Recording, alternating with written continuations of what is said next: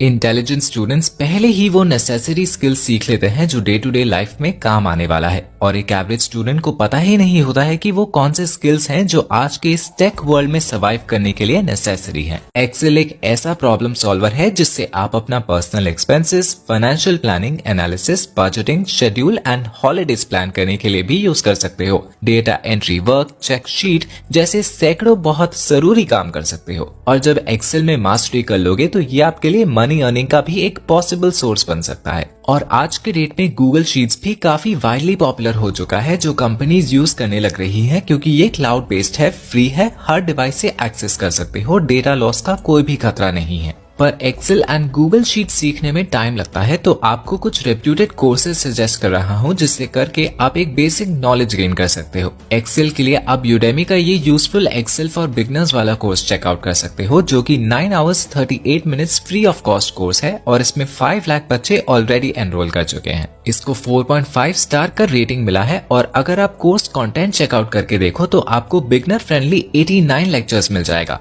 अगर वीडियो पसंद आए तो लाइक और कमेंट जरूर करें, और इस तरह की मालूमाती वीडियोस देखने के लिए मेरा चैनल सब्सक्राइब करें। शुक्रिया।